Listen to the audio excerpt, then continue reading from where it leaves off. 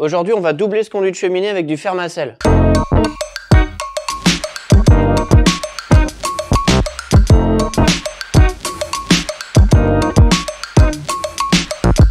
J'ai choisi le Fermacell parce que c'est classé M0 en résistance au feu, donc il n'y a pas mieux à ma connaissance. Je vais pas pouvoir mettre mes solives dans le conduit de cheminée évidemment. Donc je vais faire un chevêtre qui va passer autour du conduit de cheminée, et je vais aussi faire un chevêtre en haut quand je ferai le plafond. Donc ça veut dire qu'il va y avoir beaucoup de pièces de bois qui vont se retrouver autour du conduit de cheminée. En plus, il y a déjà des pièces de bois puisque vous avez l'ancienne solive qui est là et l'ancienne poutre qui est là.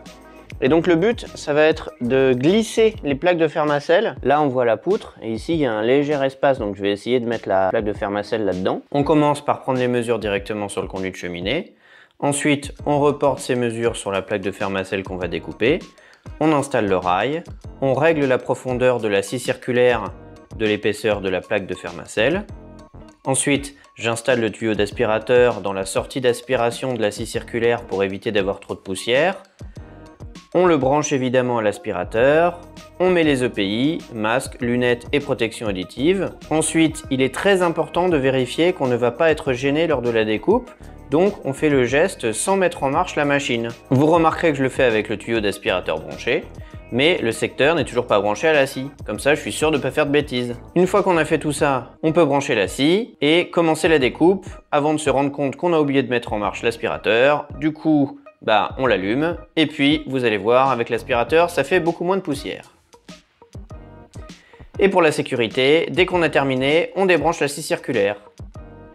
On installe cette première plaque, puis celle qui va aller juste au-dessus, et là vous pouvez voir toutes les manipulations qu'on doit faire afin de bien les caler. On l'installe, on refait des mesures, on la retire, on remesure, on enlève de l'enduit. On fait des retouches de découpe afin que les planches suivent bien la forme du mur et du conduit de cheminée, sachant qu'aucun des deux n'est droit évidemment. On n'a pas fait de dessin pour optimiser nos découpes en amont parce que le conduit de cheminée et le mur derrière sont beaucoup trop irréguliers.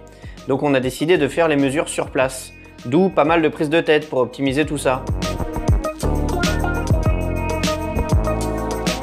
Fallait faire en sorte d'installer les plaques en les découpant le moins possible, tout en croisant les joints, en évitant d'avoir trop de chutes inutilisables, car on n'avait pas trop de rab, et de trouver la façon la plus intelligente pour pouvoir les installer en étant seul sur le chantier. Car là, vous voyez, on est deux, mais je savais que j'allais devoir me débrouiller tout seul les prochains jours.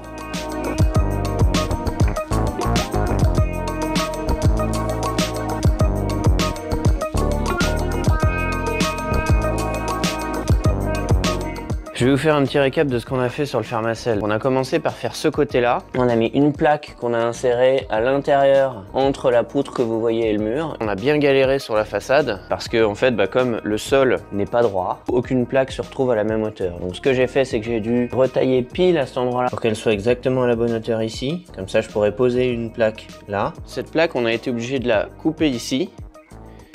Voilà. Pour que là, ça rentre entre ces deux plaques. Et ici, ça passe au-dessus de ces deux plaques. Parce que, en fait, le mur derrière, il n'est pas droit du tout, donc on a été obligé de jouer là-dessus. Après, ici, vous voyez, là, c'est droit, partout. Hop, jusque là. On a décidé de mettre une chute, parce qu'on a plein de chutes de cette forme-là. Une chute ici, de toute façon, ce sera doublé, là, il y aura une autre plaque. Et là, on a décidé de faire une petite encoche comme ça, pour que ça tombe pile bien sur cette plaque. Pour que ça repose bien sur les deux. Bref, c'est un très gros travail, on pensait pas que ça nous prendrait autant de temps, mais on est content, on a bien avancé et j'espère finir ça cette semaine pour pouvoir faire ensuite le chevêtre autour de la cheminée pour pouvoir continuer le solivage. Aujourd'hui, je suis tout seul et là, je vais percer les plaques de Fermacell jusqu'au mur pour coffrer le conduit de cheminée. Donc en fait, l'idée, c'est de placer les plaques de Fermacell en les calant bien. Et je vais vous montrer comment je fais, vu que je suis tout seul, il faut que je me débrouille un peu avec les moyens du bord. J'ai installé les plaques jusqu'à ce niveau-là en mettant une chute de poutre et la petite échelle là qui est assez lourde. Et ensuite en bas pour que ce soit bien plaqué contre le mur. Je sais pas si vous allez voir, là j'ai mis des petites cales en bois. Vous voyez, je les ai bien fixées.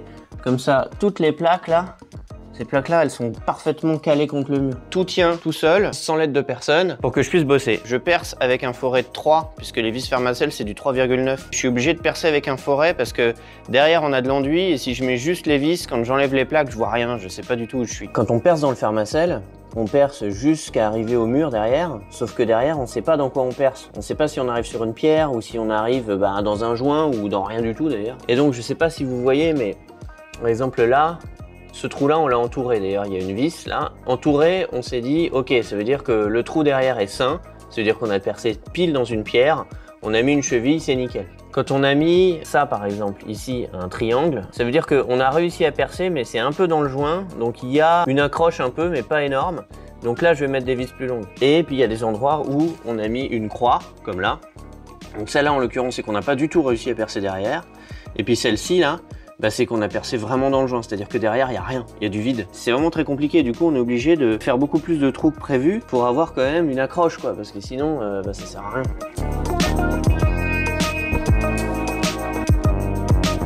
J'ai enlevé toutes les plaques, ça donne ça. Comme vous voyez, c'est de l'enduit, donc c'est pas évident de repérer les trous. Par exemple, ici, il y en a un, là aussi. Et donc, je vais repérer tous ces trous-là, je vais les faire avec le gros perfo. Et j'ai noté aussi, je sais pas si vous allez voir, j'ai noté sur les plaques directement les endroits où ça a foiré. C'est-à-dire que ça, j'ai bien senti que je perçais dans le vide. Donc c'est pas la peine d'aller les chercher ça. Et donc ce que j'ai fait, c'est que je me suis posé les plaques comme ça, je vois où sont tous mes trous. Ça va m'aider à retrouver les trous sur cette façade-là. Et puis après, je vais les faire avec le perfo. Je perce à 5, je mets une cheville et ensuite je mets des vis Fermacell. Quand on est tout seul, il faut toujours trouver des solutions, notamment là, je commence à être très haut et donc je vais vous montrer comment j'ai fait. J'ai installé une plaque comme ça qui arrive à 3,50 m du sol sur lequel je suis posé et je l'ai fixée avec juste une vis. Et cette vis, je l'ai mise pour qu'elle soit prise, que le filetage soit pris à la fois dans cette plaque et dans celle-là. Comme ça, ça bouge pas trop. Après, j'en ai une autre, je fais pareil. Ce qui fait que là, ça me permet de calculer exactement ce dont j'ai besoin pour une plaque ici, que je vais mettre elle aussi à la verticale comme ça. Et là, j'aurai toutes mes plaques à la verticale. Après, j'aurai juste à faire l'intérieur. Sachant que l'intérieur, j'ai déjà une plaque qui est prête, de 1 mètre de haut. Donc il va me manquer pas grand chose, et le pas grand chose, ça ira. Parce que plus c'est petit, plus c'est facile à porter, évidemment.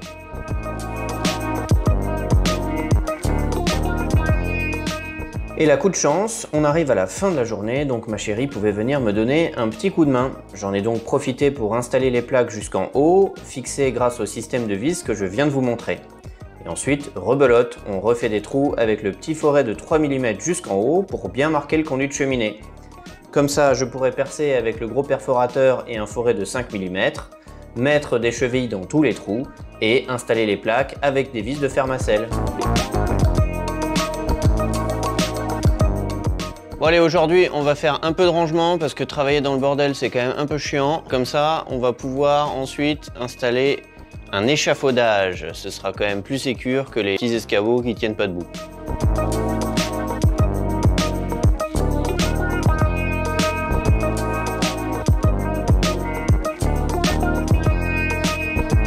Allez, il y en a marre de travailler sur les petits escabeaux. Cette fois-ci, j'installe l'échafaudage là-bas. Parce que maintenant on commence à travailler vers le haut, ça commence à être dangereux de percer tout ça, donc je mets l'échafaudage. Maintenant que l'échafaudage est installé, je vais enfin pouvoir finaliser le coffrage de la cheminée, mais je me rends compte assez rapidement que l'utilisation de l'échafaudage rend les travaux encore plus longs. Je dois monter et descendre régulièrement de l'échafaudage pour aller chercher des outils. Je dois aussi régulièrement changer la hauteur du plateau pour travailler confortablement et bien sûr déplacer l'échafaudage lui-même au fur et à mesure de l'avancée des travaux. Bref, travailler avec l'échafaudage, je dirais que ça prend au moins 2 fois plus de temps que de travailler au sol.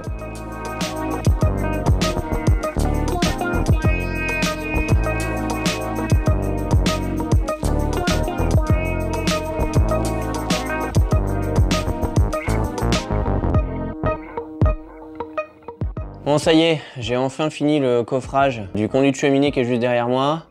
Franchement, c'était une activité qui était assez difficile, plus dure qu'attendu.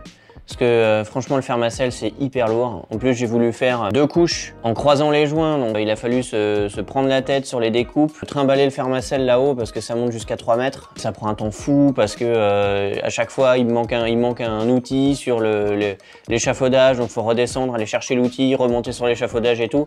Franchement tout seul ça prend vraiment un temps fou. Et au final, ben, juste pour coffrer la cheminée, ça m'aura pris une semaine quoi.